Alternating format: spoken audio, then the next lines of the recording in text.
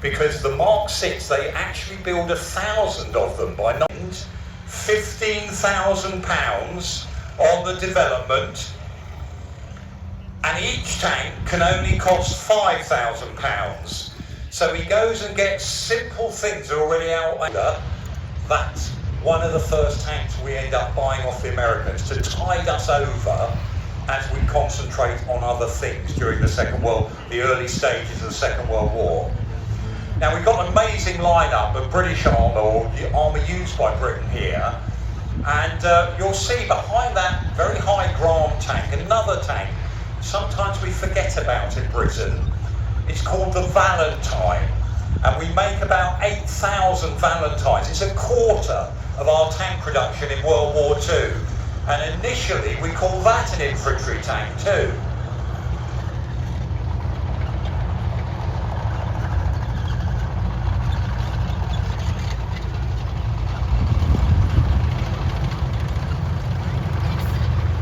Now the Valentine is put together by Vickers again, and again they do it quickly. They use a number of components that are already being manufactured.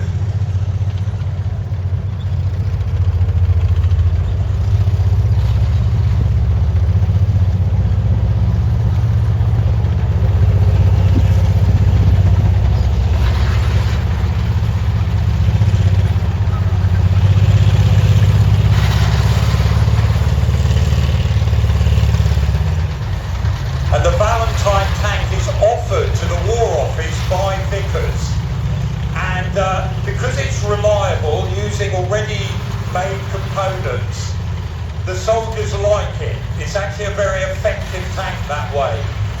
It starts, like so many tanks in the Second World War, with a smaller gun. It starts with a 2-pounder. This version is a Mark 9, the 6-pounder gun Valentine. They get rid of one of the crew members in the turret so that they can put a bigger gun in it. We asked Canada to make Valentine tanks as well.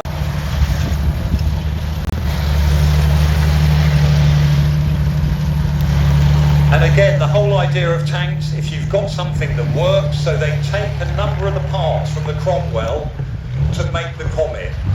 The tank we really wanted, hopefully as soon as possible, is something called the A41. We're going to see that later. That support the infantry on the attack, just as Hugh Ellis had thought earlier.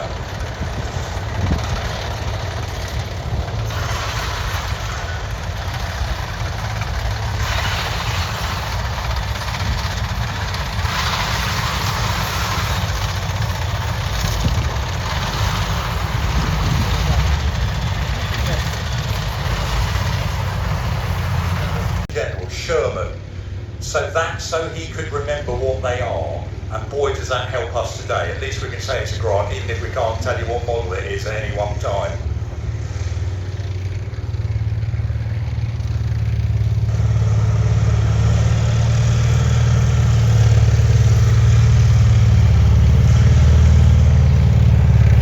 That's why Operation Blue Coat works. So these, even though they're a small vehicle, enormously important to an armoured way, how they're being powered.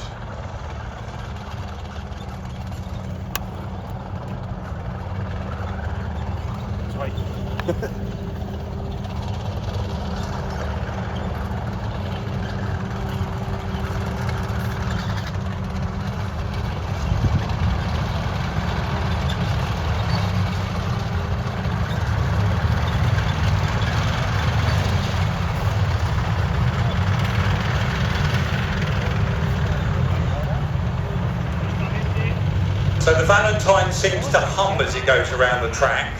The Matilda, you hear